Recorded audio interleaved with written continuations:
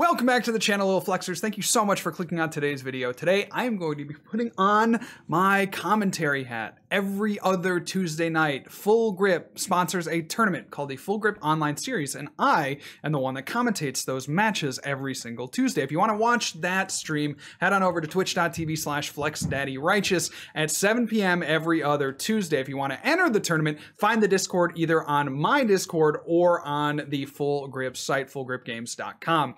These next few games are some of the highlights from that tournament. You'll get to see me in kind of a new light. Normally we're trying out some wacky deck or playing even a meta deck, but here I'll be commentating over other people's games, and I think that gives you a really unique perspective into kind of the way I think about the trading card game. So I hope you enjoy this content. If you do, please make sure to like and subscribe, and that'll let me know, hey, bring this back for the next couple of weeks when you have the online series again.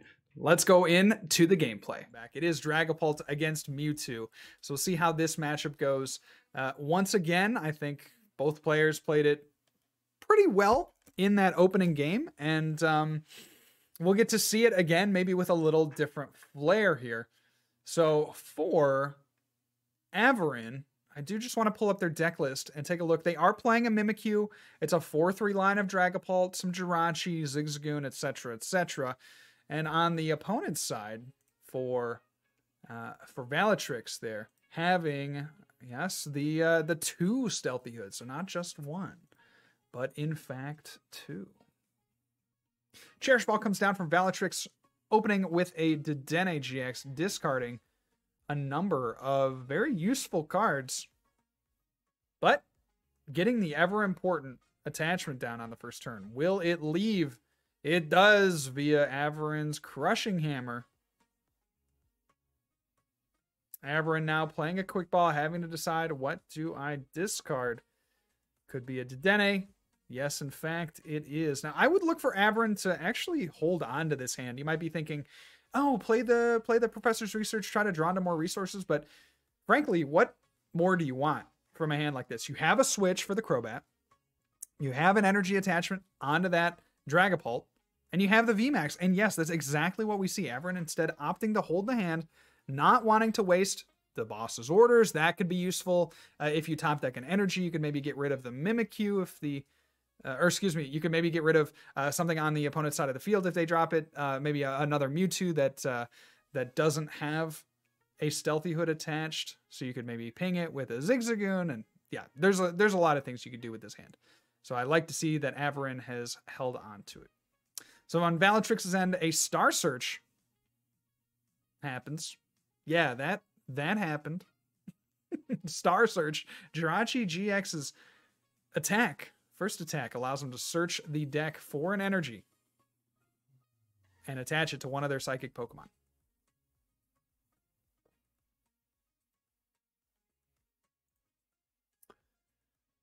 Jirachi comes down. Oh no, the Stealthy Hood won't work. It will not work. The Giratina won't work because of that Stealthy Hood. Oh no. Averin thinking they made a fantastic play. Instead, playing a card for no effect, which that'll get you. The Stealthy Hood, it's very hard to see. You know, might just forget. And that is how it goes. We do in fact see a Shred attack. Opting not to swing with the Max Phantom because of that Jirachi GX on the bench. There is another energy attachment. We see a Mallow and Lana. Oh my goodness. Will we see a switch? I think we will. There it is. Switch coming back. And now Trevenant and Dusknoir is just going to decimate Averin's hand. So a potentially costly play there by getting the Giratina. Not only because it didn't do anything, but because they thinned their hand out. And now only 2 cards left. Yeah, we do in fact see a Night Watch. Oh no. Now Averin forced to top deck. Switch into the Jirachi Stellar Wish. We'll find them. Unfortunately, nothing useful. Maybe an energy spinner. You can get an energy attached to a bench Dragapult, but no, instead opting for the switch into the Dragapult V, it looks like. Yes, they're eyeing up both and just going to instead opt to bite, but will take some retaliation damage because of that horror psychic energy. So not the start that you want if you're Averin here. Malatrix with the air balloon onto the Crobat V. And a Dedenne as well. After Valatrix, you'd love to get a Gust if you could. You'd love to power up another Mewtwo, which they are starting to do.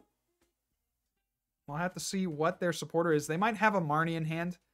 They might have a Research in hand as well. Maybe not wanting to pitch any of the cards that are in their hand. And yeah, we do just see a Pale Moon. So discarding the energy, making it so hard for Averin to do anything. And there is a knockout, of course, on the effect of that GX attack.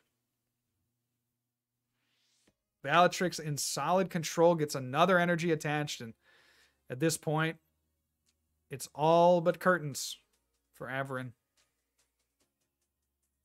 See a Jirachi come active. Psychic energy, I mean, that's definitely something. There is a Marnie. And the Psychic does come down onto the Dragapult.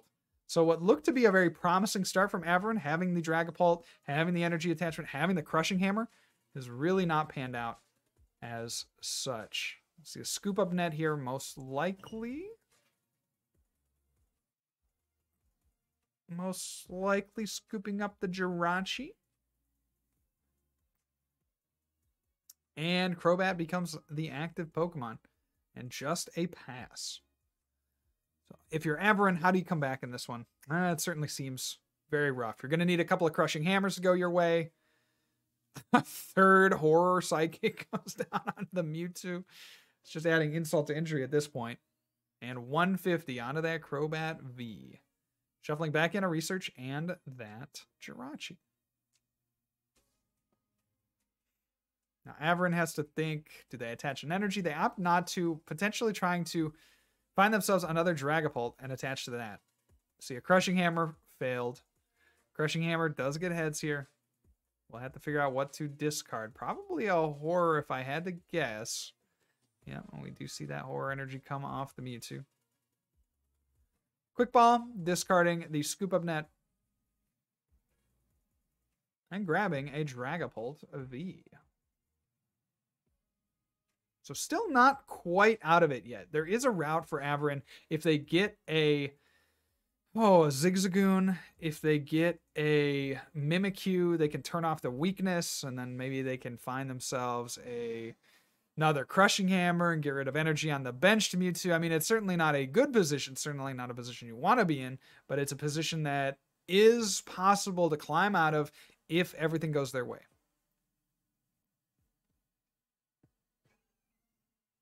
Night Watch on the active Crobat for a knockout.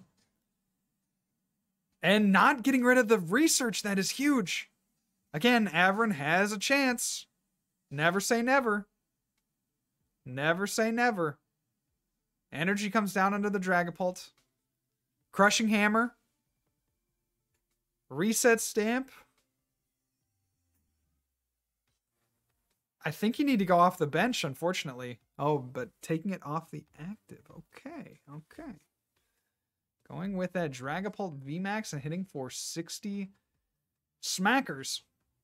Bring that Mewtwo up to 110. Now, maybe Valatrix just doesn't have energy. Now, they were smart, and I think got a Reshiram and Charizard into the discard pile. So maybe Averin there with the Crushing Hammer, it might have been better to go after the Aurora energy. Yeah, we do see the Outrage. That's the only attack that they have. It might have been actually just a better play to get rid of that energy. Oh my goodness. Now Averin has a chance to make something special happen. Getting the Zigzagoon, but again, you can't Zigzagoon the active. So just be very, very careful, Averin. Be very, very careful. You cannot Zigzagoon the active. So the Zigzagoon damage is probably going to be best either onto the Jirachi or onto the bench to Mewtwo. You got to be careful with this. This is a very crucial Pokemon. They're taking a look at their resources, maybe even wanting to retreat. I could see that. 10, going, you can't do it. Oh no, they clicked the active. Once again, Stealthy Hood thwarting Averin's chances. Oh no. Oh no. Oh no. That Stealthy Hood has gotten many players, many a time, myself included. So don't even feel bad if you're coming back and watching this one, Averin, because that is a tricky card to play around. You just assume that your abilities are going to go through, and in this case, they just don't. Thank you so much to Mike for the 10 months. Appreciate you, buddy. And Averin just wondering if it was true. Well, yes, in fact, it was. So, not too much to do. You can shred, actually. You could shred there. No, just a Marnie. Oh, no. You have to Marnie, unfortunately, as well. Because you're looking for a switch. Now, you could shred there to potentially prevent the opponent from outraging for a knockout. But, yeah, it just seems very difficult at this point for sure. The Calm, getting the Mimikyu. Of course, the Mimikyu ability won't affect the Mewtwo. And yeah, Averin kind of seeing the writing on the wall is going to pass the turn, and that will be a win for Valatrix. So very well played by both players. Let's hop on in to another game. Would they like to go first? They're going to choose no, opting to go second by choice. And not the best hand for Andrew. Does have, of course, we can see that Crobat going to be able to get rid of a few cards here with the Fire Energy, maybe playing the Air Balloon. Now Tankman, on the other hand, looking to get off to a blistering start. Fortunately, starting that Marshadow, not what you want with a deck like this. Let's give you the details on their deck. Just go into this here. And we have... Where are we at here? There we go. Tankman. Playing Spiritomb. Going for a level ball. I'm actually very curious as to why Andrew decided to go second. Maybe so that Tankman couldn't get a turn 1 attack. Maybe it was just for fun. Maybe neither of those. Hard to say. Tankman, very straightforward list of Spiritomb. You got your 4 Spiritomb, couple of Jirachis, Dedenne, Crobat, Jinx, just a single Jinx, 1 Marshadow, 1 Mew, and 1 Oricorio. So the 1 Jinx is a little bit on the lower side. I would say certainly you don't really play a Spiritomb deck without Jinx, but the fact is you could prize the Jinx, you could get it knocked out early and not find one of your 2 Ordinary Rod, and that can make it very difficult for you to keep the pressure up. However, it does get the 1 Spiritomb you always like as a player to get a couple down in the first turns, just to be able to, you know, get multiple Spiritombs up and ready. But that is okay. Andrew, on the other hand, gets the Mewtwo, has the energy attachment on the Victini, and will Crobat 4/4. Very nice. So what Andrew could potentially get here is a Welder, so maybe that is why they wanted to go second. Could maybe get a knockout, but honestly, a knockout on a Pokédoll isn't what you want. Yeah, we see Andrew fail that Pokegear. Gonna opt for the Quick Ball, discarding an energy, and maybe, just maybe, try to use the Victini V attack. So they're surveying the field. Andrew, of course, trying to figure out what would be the best Pokemon to grab, and they are going to go for a Dedenne. Get some new cards to the hand. Drawing 6 fresh ones. There's a supporter, but certainly not the one that Andrew, I'm sure, would have wanted. Putting Tankman's hand up to 4 doesn't seem like it would be very beneficial.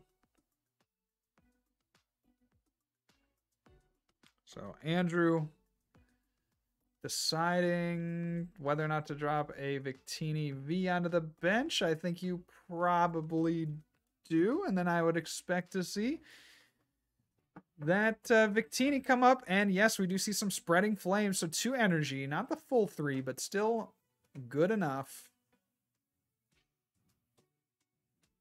for me. So 2 come down onto the bench to Victini. They will need to find themselves a Victini VMAX and a switch potentially. There is the Lily's Polka Doll. Going back into the deck, Jirachi coming active. Stellar Wish. When you wish upon a star, gets a Quick Ball, which in turn may parlay itself into a Dedenne or Crobat. Quick Ball, getting rid of an energy, and there we see it. The Crobat, it's almost like there are some combos in the game that are very predictable. So 6 cards from that Crobat, and all of a sudden the bench is getting really full for Tankman. You definitely want to have that last bench spot be another Spiritomb if you can muster it. Escape Rope. And Andrew thinking pretty hard. Going with the Crobat. Wow, okay. Crobat going to take a hit here.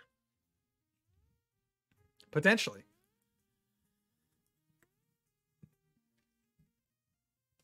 See the Spikemuth Stadium and a Bruno for 4. Bruno, a really interesting card that shuffles your hand into the deck and draws 4. But if you had a Pokemon knocked out on the last turn, it will draw you 7. So certainly an interesting card that maybe lets you keep some of your keep some of your resources around. At the cost of being kind of an average to bad supporter in the early game. So we see a Scoop Up Net, playing that Jirachi down. Going to do 2 more damage to that Spiritomb via the Spikemuth Stadium on that retreat. And Jirachi, Stellar Wishing once again, same Jirachi. Using the ability twice because the game does not know that that is a new Jirachi. When it goes to the hand, everything resets. And nobody knows that Jirachi. It's an imposter. That Jirachi is definitely sus.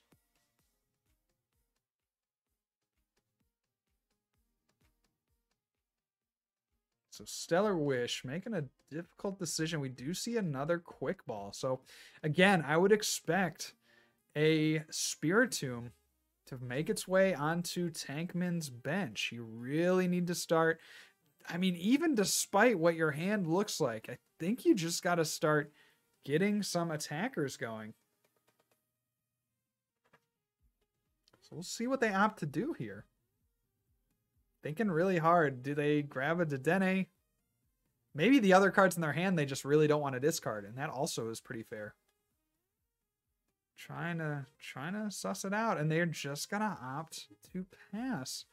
Okay, very interesting. Andrew could definitely take advantage of this if they have a Gust. Now, Andrew had a bunch of boss options in that opening hand. Now, not so much. So Quick Ball, looking through the deck, maybe grabbing a Fion.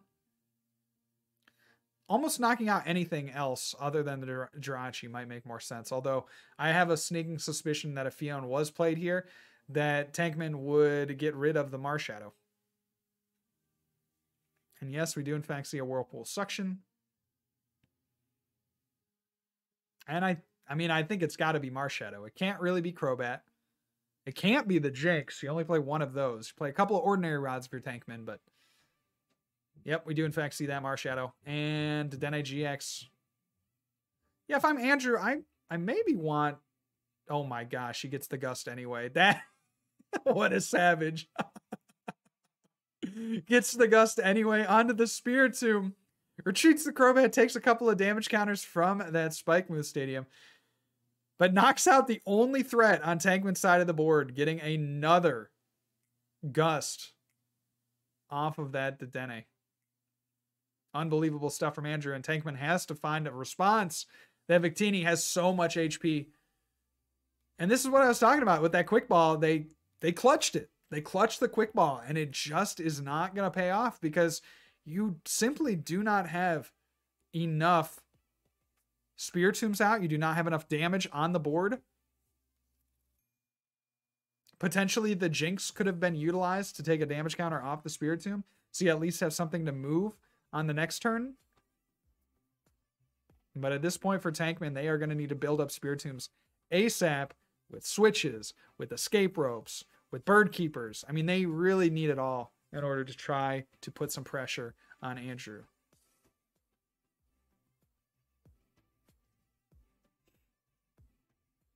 Tankman going in with the Stellar Wish once again. Grabbing themselves a Quick Ball once again. It seemed like Tankman has not faltered when they've had Quick Ball. They have just, like, Quick Ball is one of the most powerful cards in the early turns, and Tankman, I think, has played all of them. I mean, has the last one in hand if I have been paying attention.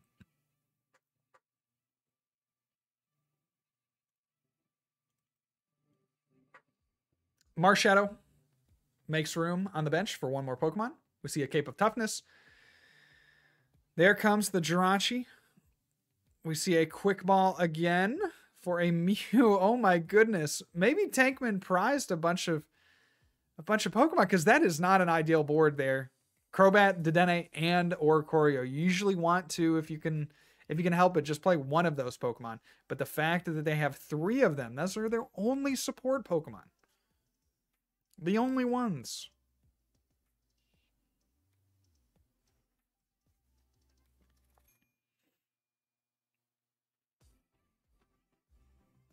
And a Research.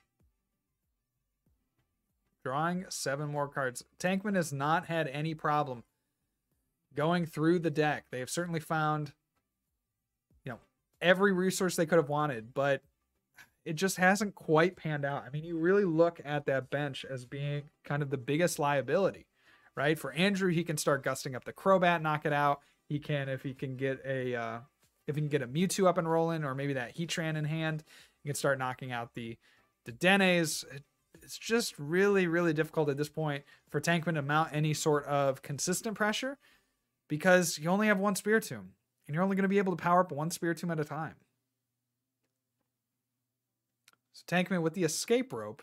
Andrew now has to make a decision. I think he's probably doing some calculations, and I would expect him to put up a Dedenne GX, though without an energy to retreat, it might be a little bit sketchy.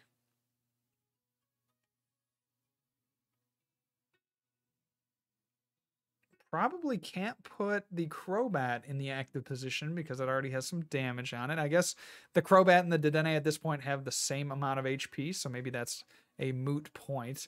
But again, you got to think about, if you're Andrew, what do I got, man? How can I retreat this thing? And is going to go with the Mewtwo. I think being very worried, being very cognizant that the Dedenne could get tracked active.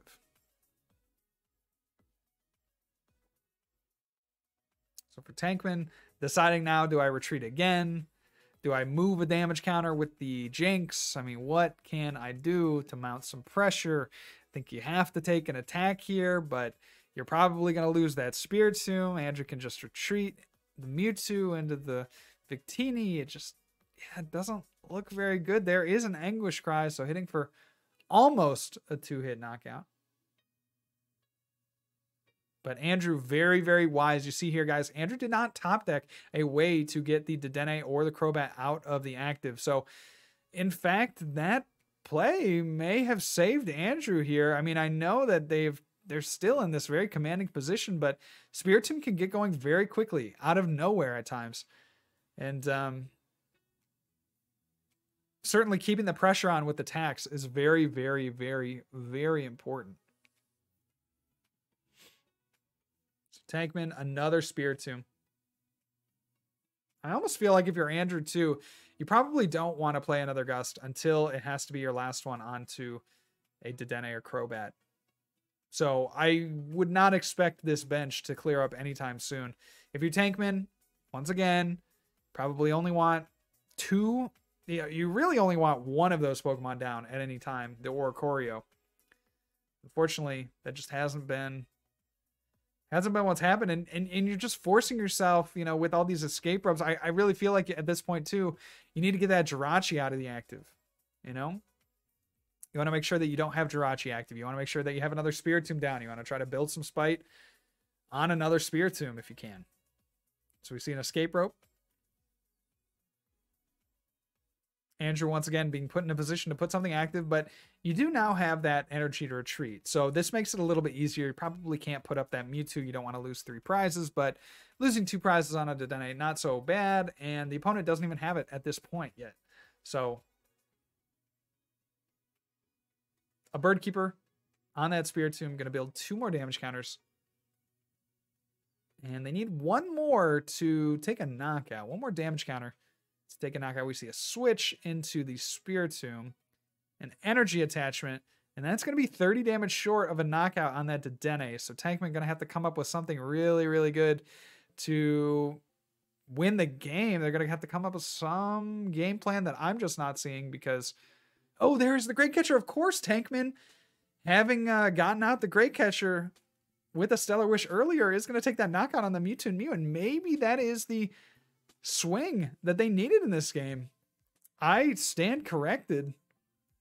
This could easily go Tankman's way, despite, again, that very full bench. Can't believe that they're still in this one. But I guess that's the power of Bird Keeper, switch, and escape rope. So Pokegear, Boss's Orders. That will be a very interesting card. You probably don't play that at this point. Yeah, and I do like the Welder play a little bit more.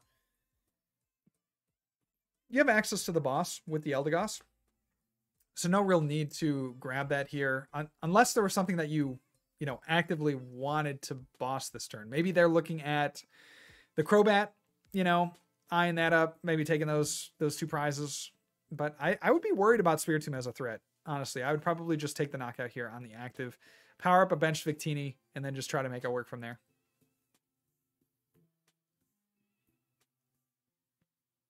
Andrew maybe trying to decide if the Jinx is a worthy target for the Boss's Orders. Again, I don't think so. I think you just keep knocking out the attackers, forcing Tankman to have, switch, escape rope, Bird Keeper, etc., every single turn. They haven't been able to find scoop up nets to scoop up their Jirachi or their Jinx, get a second Spiritomb down. So I think you just want to go headlong into the Spiritomb until you need that last Boss's Orders to knock out a Crobat. And there is 100 damage onto that Spiritomb. Now Victini not really a threat when it comes to non-VMAX, non-V Pokemon, right? It only does 100 damage. It's very, very meager, very modest. And yet that's enough in this matchup. That is enough. What I potentially would like to see from Tankman is them getting a Spiritomb up, but then maybe just not putting damage counters on it, and then maybe trying to get a Cape of Toughness.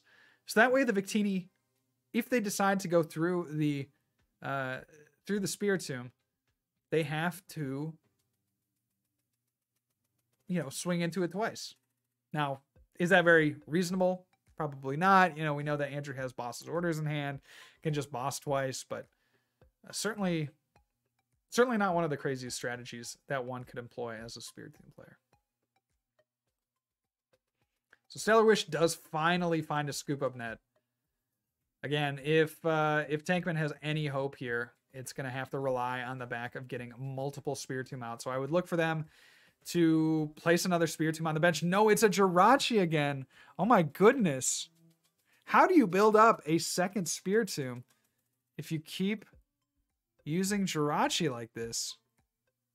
I'm actually so surprised here. There's the Spiritomb. I mean, Spiritomb has to come down. I don't think you have a chance if you don't drop a Spiritomb here.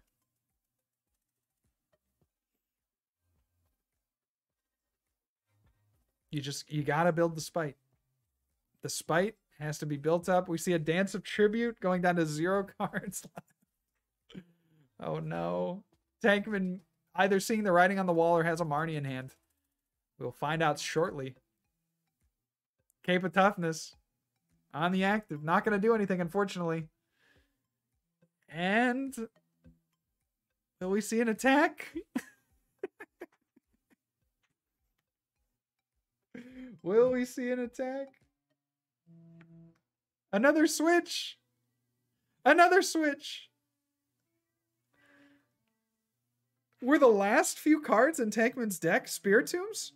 I have to think that that was the only reason that they went for an Oricorio play. And a Bruno. Oh no.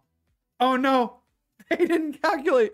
Oh no. Oh no. They had a Pokemon knocked out. And so in fact, Bruno drew them too many cards. They had a very real shot at winning the game, but are just going to lose it. Andrew passes, and Tankman does not have a card to draw to start their turn. Oh, what a shame. What a real shame. Welcome back, everybody, to the Full Grip Series, tournament number 12. We are in round number 4 here, featuring Mac Genzi versus CFS. Now, looking at these starts, who would you say has had a better first turn? Hard to say at this point. We're going to see an Intrepid Sword here from Mac, grabbing some additional cards for the fight later on. Now, if you're CFS, what do? You got that Mew, that pesky Mew, has cropped its head up. It seems like in every Rapid Strike Urshifu matchup, they've had to face off against the Mew, and you can play around it, right? You can gust it up, knock it out. But that's not what you want to be doing. You want to be G-Max Rapid Flowing. And the fact that all of these decks are playing Mew signifies to me that this deck is to be taken seriously. I mean, it is one of the best decks in the format, this Rapid Strike Urshifu VMAX. Does some pretty devastating damage to the active. I mean, 150 is very solid, has a lot of HP and can snipe. And so you're seeing a lot of decks try to counteract that with the inclusion of that Mew. Mac Genzi drawing into a Bronzong, Boss's Order, Cheryl, and a Coating Medal off of that Marnie. So nothing to immediately draw cards right now, but maybe we will see something off of the top deck. And if worst comes to worst, they can always Intrepid Sword. So there is that Corviknight, and there is a Quick Ball from Mac. A very nice draw from them. Gonna have to decide, do I want to discard the Bronzong? Do I want to maybe discard the Boss's Orders? That will be a tough decision, but one that I am confident Mac will make the correct play with. And yes, opting to discard that Bronzong, they already have 2 in play, so no need for a third. It's Quick Ball, taking a look through the deck, getting a second Corviknight. You, of course, do want that Corviknight VMAX. That is kind of the crutch of your deck, so hopefully they can find the energy necessary, the evolution necessary to power that up. And we do just see another Intrepid Sword on the Zacian, getting a third energy into play. The action passes back over to CFS, who no doubt would like to get a benched Urshifu with an energy attached. That is just one of the ways that you can keep the pressure up if you can just continue to switch between 2 Urshifus. It's really hard for a lot of decks to beat you. And there is a Quick Ball. We should see another Urshifu come down, and there it is. Rapid Strike Urshifu hitting the bench, and an energy. Now, will CFS boss up the Mew? They do! Now, this could lead to some very interesting plays. If Mac cannot find their Ordinary Rod, this Mew being out of play, even for 1 turn, is a major detriment to the strategy of the deck, because as Mac, you want to move the energy around, bring up the Corviknight or the Zacian, depending on the matchup, depending on what does more damage. You want to be able to retreat the Corviknights, heal off the damage. You just don't get a chance to do that if your Bronzongs are both knocked out. Of course, the Rapid Strike going after that Mew first, and then they can G-Max Rapid Flow the 2 Bronzongs. So a Pokegear does not hit. Mac having to go for that Marnie. This is one of the downfalls of these metal decks, is they normally just try to get by on the Zacian V ability to draw cards in the early game. They don't really play, in most cases, the Dene or Crobat, just because they're going for this very tanky strategy. And so they they don't want to leave their opponent with these options of knocking out, you know, weaker support Pokemon. So that's why you usually don't see in Corviknight, or you usually don't see, you usually don't see any. I'm thrown off my game by the chat. You usually don't see any of those support Pokemon because they're just trying to take as much time as possible. So we do see an Ordinary Rod is going to be able to get that Mew back, but will it be in time? Couldn't see it. Escape Rope does come down for Mac, but if you're CFS, you probably have to bring up the Jirachi, right? There is the Jirachi. Zashi. Metal Transfer coming to the active, but it does feel a little futile, doesn't it? We all know what's happening after this. We all know, the whole crowd understands what's going to go down here in a matter of moments. So Mac takes their prize, takes an even prize here with CFS, both tied at 5-5. And wow, the unbelievable here, 3 fighting energy, G-Max Rapid Flow, and yes, goodbye Bronzong. Both Bronzong being knocked out. And that does not leave Mac Genzi with much of an option. Now they could switch, they could find a Corviknight, and they do top deck a Corviknight, so going to be able to put some sort of pressure on. Are just going to switch into that Corviknight, and maybe we'll see Cheryl here trying to heal off that. No, instead we'll see a Marnie. So now this opens up the door for CFS to potentially, you know, take a knockout on that Corviknight for 3 prizes. I honestly would have liked to see Mac Genzi go for the evolution on the other Corviknight, just so that damaged Corviknight isn't a target in the future. Again, it's got 160 HP, so if CFS could find a Gust, an Attack, and a Zigzagoon, for instance, they could take a knockout on that Corviknight VMAX. Martial Arts Dojo makes its way to the discard pile, of course being discarded automatically by the Chaotic Swell that Mac had in play.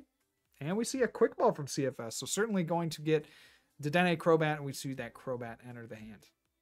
4 fresh cards for CFS. What would you be looking for here? Well, a G-Max Rapid Flow would be pretty nice. Doing 150 damage to the active would be pretty nice. A Boss would be fairly nice. All of these cards could certainly help you swing this. The one thing that Mac has going for them is that they could potentially get enough energy via the Metal Saucers to power up either a second Zacian V or another Corviknight VMAX. I mean, that is certainly what they're looking for. When you're down the Metal Transfer Bronzong, you have to come up with some pretty creative ways to do damage. So CFS evolving into that Secret Rare, Rapid Strike, Urshifu, looking fresh. We see a Marnie. Marnie probably the best thing for Mac, honestly. That hand wasn't really doing too much. See a switch. I mean, that's another attack, but at what cost? CFS gonna retreat here, do some big damage with that Zacian, or into that Zacian, I should say. Mewtwo, scoop up net, going to be able to reuse the ability, put the Marnie on the top, and CFS with the Gale Thrust, doing 150 damage. Now, this seems like the perfect time to Cheryl. If I'm Mac, I 100% am playing Cheryl here, because I just need to heal that threat. That bench threat. That Corviknight VMAX just is such a sitting duck at this point. But it looks like Mac going to go with the research. I don't know that I agree, but I certainly understand. And we also see a Mew come down as well. There's that Mew that they ordinary rotted back into the deck. So Corviknight retreats into the Zacian V, of course, giving Zacian the ability to attack once again. Oh no, just an Intrepid Sword. Okay, so going for maybe more of an alternate win strategy, you potentially could knock out a benched Urshifu and a benched Crobat. You just need back-to-back bosses So certainly not the craziest thing in the world. Certainly not very likely, but we will see. They're putting themselves in a very strong position, I would say. Of course, yeah, the Intrepid Sword. I don't know that the Intrepid Sword makes a lot of sense because we knew that Marnie was on the top of the deck. CFS had just played that Mewtwo. So again, we see an opportunity for Mac to Cheryl. And I think you do it. I think you have to do it at this point. You got 2 Corviknight with heavy damage. Why not just take 1 turn, heal him up? I mean, even at this point, right, you could just Zacian V. I mean, that's fair, right? But I think you have to Cheryl at this point. I really do. I wonder if this is going to come back to hurt them. You Cheryl here, and maybe you just Intrepid Sword, but just not even, no regard for human life. Maybe daring CFS to get a knockout. I don't know. I assume CFS plays a Zigzagoon. Okay? Or has access, I should say. I know that they play a Zigzagoon. I assume that they have access to it. And if they do, that could be trouble. That could be trouble. And yet another opportunity for Mac to play Cheryl. Will it happen? We will see. Only time will tell. Oh my gosh. The whole game comes down to when will Mac play Cheryl. You're leaving me on edge, my guy. Leaving me on edge. So CFS grabbing the Mew out of the deck. Potentially out of draw options. And that is one of the flaws of the Rapid Strike Urshifu, is that they just, frankly, don't do a lot of damage, right? They just do. I mean, 150, that is solid numbers. But that's not a lot of damage. And here, finally, it happens. The Cheryl healing 460 damage.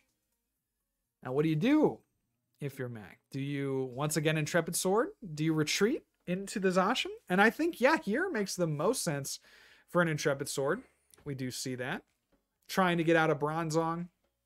Trying to, do big damage with the Corviknight. Maybe get a Gust. You're really not in any hurry if you're Mac. You're just looking for back-to-back Gusts. That's it. Maybe a Bronzong.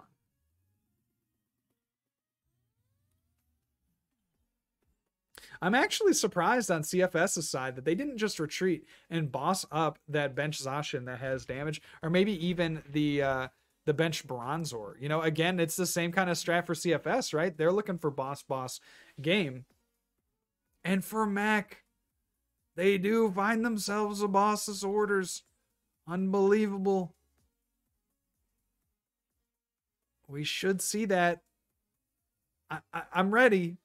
My body is ready for the strategy that Mac has, I feel like, been delaying the entire game. Retreat into that Zacian. And yes, we do in fact see a boss. There's the boss's orders. Onto that Rapid Strike Urshifu VMAX and a Brave Blade from the Zacian, taking the knockout.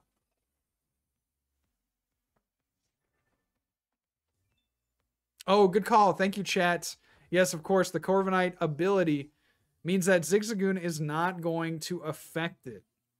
Yes, of course. Yes, the ability makes it unaffected by the Girautinas of the world. It's just like that Stealthy Hood that we were talking about earlier in the day, right? It's kind of a tricky ability that that's very often overlooked because you just kind of think, oh yeah, my abilities are going to work. My abilities work on my side of the field. My Mewtwo works. My Crobat works, my Dedenne works. Why doesn't my Giratina work? Why doesn't my Zigzagoon work? And we see yet another boss from Mac. That is going to do it. So they're unconventional.